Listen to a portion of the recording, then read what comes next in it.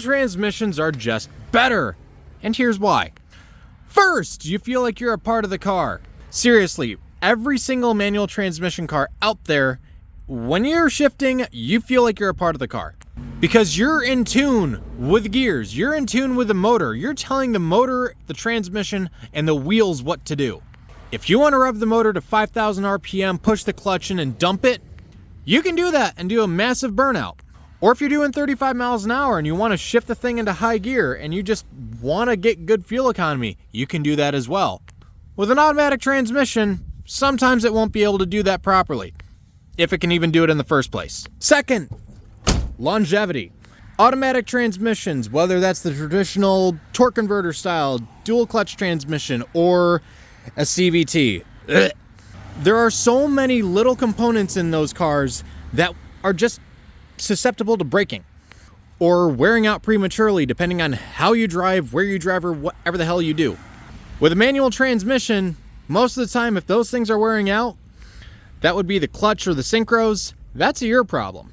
You're going to have to learn how to drive a manual transmission better. A clutch is normally going to last you around 150,000 to 200,000 miles. And synchros, well, they don't normally go out on you unless you somehow manage to get a car to 400 to 500,000 miles. The exception to that rule is if you beat the hell out of your car. And last but not least, fuel economy. Holy Jesus, the fuel economy. Now, my Camaro is rated for 15 miles per gallon on average, and I get 17 in the city with this thing running rich, and it has the short gear ratio. And I'm running with the T-tops off and the windows down all the time, so it's not aerodynamic at that point at all either.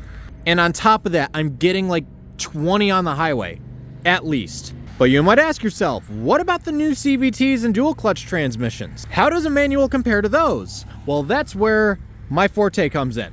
This is my daily driver, a 2017 Kia Forte. Now, the majority of these were optioned with a CVT. Those are rated for 34 miles per gallon average. Like, that's what the window sticker says. 34 miles per gallon, period. What do I get? 36 miles per gallon city and 50 miles per gallon on the freaking highway doing 80 with a wiggly stick. And the numbers that were advertised from Kia, those were overrated. Most of the time, a Kia Forte with a CVT is not going to get more than 25 miles per gallon city. Manual cars are a dying breed. We need to bring them back. Just because they're simpler, they're easier to rebuild, unlike a CVT or a normal automatic transmission that's a pain in the ass, and it's just a better driving experience. Everyone can agree on that. Manual transmissions are just superior. And hell, if we really wanted to, we could actually hook up a hybrid to this.